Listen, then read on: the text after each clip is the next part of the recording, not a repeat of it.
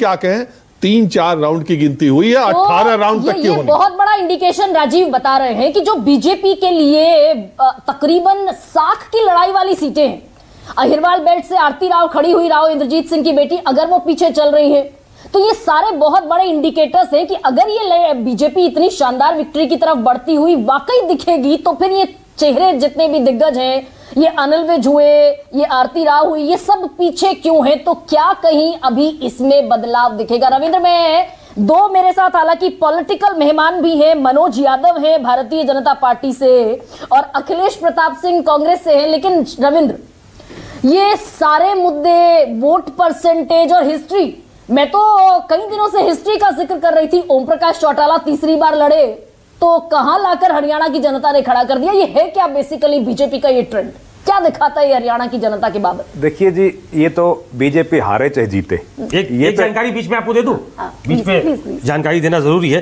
गोपाल कांडा जो है वो लगातार पीछे होते जा रहे हैं। सिरसा से वो 4796 वोटों से पीछे चल रहे हैं, वहां कांग्रेस आगे। अब वहां पर देखिए कि गोपाल कांडा को समर्थन देने के चक्कर में बीजेपी ने अपने कैंडिडेट से नॉमिनेशन का पर्चा वापस करा लिया था, रोहतास सिंह जांगड़ा से।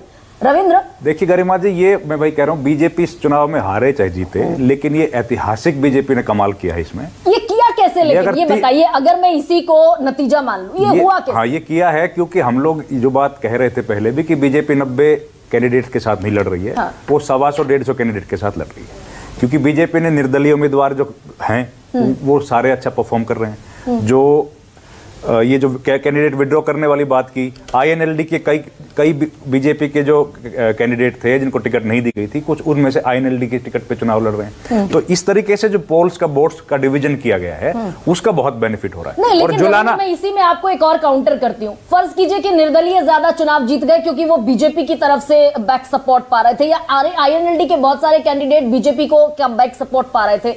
लेकिन ये जो नंबर है 48, ये तो इंडिविजुअल बीजेपी का नंबर है। वही कह रहा हूँ ना, वो इसीलिए ना, क्योंकि जो बाइपोलर जिस इलाके में इलेक्शन होना था, अगर जुलाना की हम लोग बात करें तो जुलाना में जो सुरेंद्र लाठर को टिकट दिया आईएनएलडी ने, वो बीजेपी के कैंडिडेट बंदे थे, बीजेपी में थे। वो वहां से जाके आईएनएलडी में गए, वहां से उन्होंने चुनाव लड़ा, और अगर विनेश फोगाट हारती है तो उसी व्यक्ति की वजह से चुनाव हारेगी, क्योंकि उनके पास क्या है, लाठर उस इलाके में लाठरों के वोट है कम से कम 15-20 हजार। और तो उस इलाके, अखिलेश जी, ये 36 पर कांग्रेस का आंकड़ा जो नजर आ रहा है, और 3 शब्द सुने मैंने पूरे इलेक्शन ड्राइव में,